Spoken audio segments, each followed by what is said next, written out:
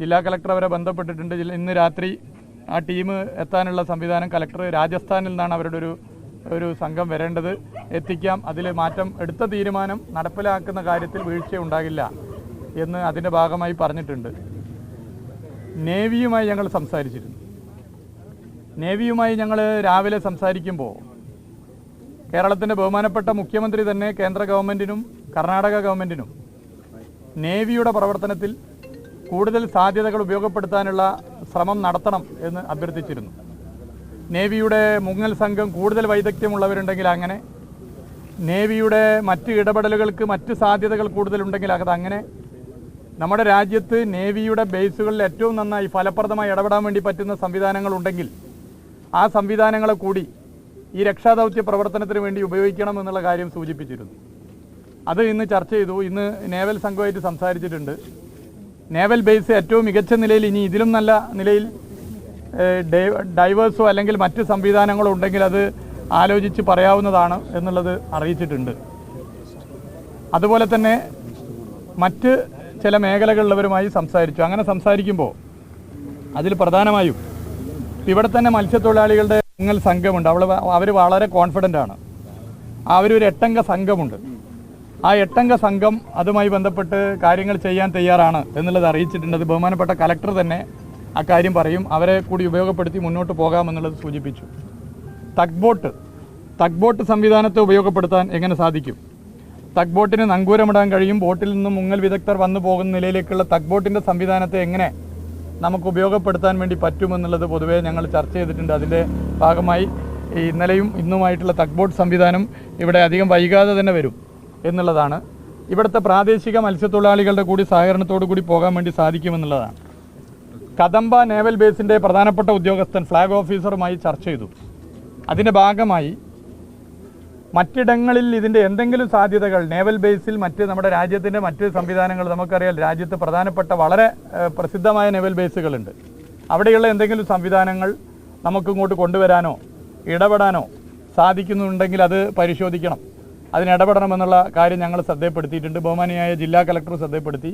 ഞങ്ങൾ ആ കാര്യം ശ്രദ്ധപ്പെടുത്തി. അതിൻ്റെ ഭാഗമായി ആ കാര്യവും പൊതുവെ പരിശോധിക്കാമെന്നുള്ളതാണ് പൊതുവെ പറഞ്ഞിട്ടുള്ളത്. ഇങ്ങനെ സാധ്യമാകുന്ന എല്ലാ ശ്രമങ്ങളും നടത്തി തന്നെ മുന്നോട്ട് പോകേണ്ട കാര്യങ്ങൾ മുന്നോട്ട് പോകണം. ഇതുവരെ ചെയ്തതുപോലെ തന്നെ ഒരു ടീമായി നിന്നുകൊണ്ട് കാര്യങ്ങൾ ചെയ്തു പോകണമെന്നാണ് നിശ്ചയിച്ചിട്ടുള്ളത്.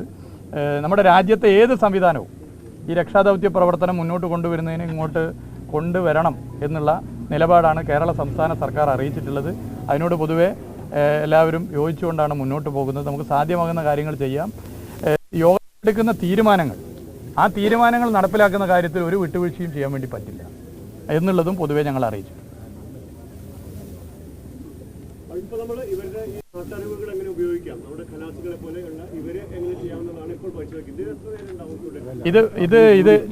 ഇത് അതുൾപ്പെടെ, അതും തഗ് ബോട്ടിൻ്റെ സംവിധാനവും സാധ്യതയും ഒക്കെ എങ്ങനെ, അതുൾപ്പെടെയുള്ള കാര്യങ്ങൾ എങ്ങനെയൊക്കെ ചെയ്യാൻ പറ്റും അതൊക്കെ പരിശോധിക്കും. ഇവിടുത്തെ പ്രാദേശിക മത്സ്യത്തൊഴിലാളികൾ ഉൾപ്പെടെ നമുക്ക് മറ്റ് സംവിധാനങ്ങളുടെ അതുൾപ്പെടെ എല്ലാം വെച്ചുകൊണ്ട് പരിശോധിക്കും.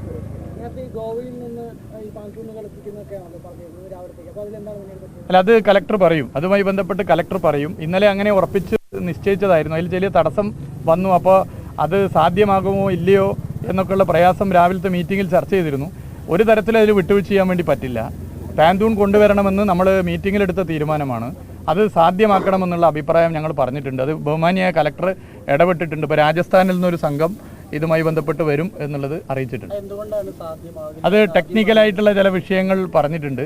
ടെക്നിക്കലായ ചില പ്രശ്നമാണ് അവർ പറയുന്നത്. എന്തായാലും അടിയൊഴുക്ക് വർദ്ധിച്ചുകൊണ്ടല്ല, അത് അവിടെ DC അത് കൂടുതൽ വിശദീകരിക്കുക. അവിടെ നിന്ന് ഇങ്ങോട്ട് നമ്മൾ പ്ലേസ് ചെയ്യുന്ന കാര്യത്തിലുള്ള some issues regarding placement of that pontoon DC will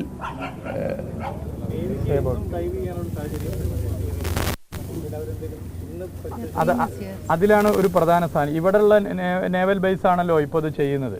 അപ്പോൾ നമ്മുടെ നിലവിലുള്ള ഈ പ്രതികൂല കാലാവസ്ഥയിൽ ഈ പരിമിതിയിൽ നിന്നുകൊണ്ട് കൂടുതൽ കാര്യങ്ങൾ രാജ്യത്ത് ഏതെങ്കിലും നേവൽ ബേസിന് ചെയ്യാൻ വേണ്ടി പറ്റുമോ ആ ടീമിനെ അങ്ങോട്ട് കൊണ്ടുവരണം. ഇതാണ് ഞങ്ങളുടെ ഒരു അഭിപ്രായം. ആ അഭിപ്രായം പൊതുവെ അറിയിച്ചിട്ടുണ്ട്.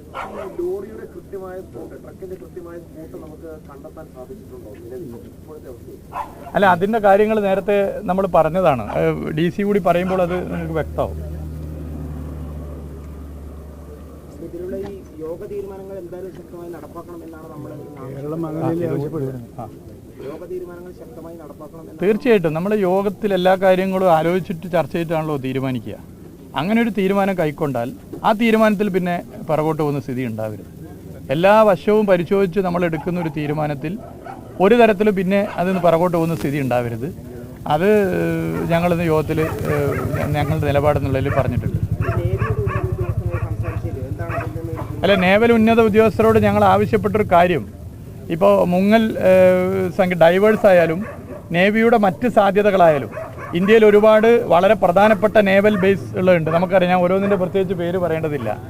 അവിടെയുള്ള സംഘത്തെ കൊണ്ടുവരാനോ അവിടെയുള്ള സംവിധാനത്തെ ഉപയോഗിക്കാനോ എന്തെങ്കിലും സാധ്യതയുണ്ടെങ്കിൽ അത് എങ്ങനെ നടപ്പിലാക്കാമെന്നുള്ളത് പരിശോധിക്കണം. അത് കേന്ദ്ര ഗവൺമെൻറ്റിനോടും സംസ്ഥാന ഗവൺമെൻറ്റിനോടൊക്കെ അത് ആവശ്യപ്പെട്ടു.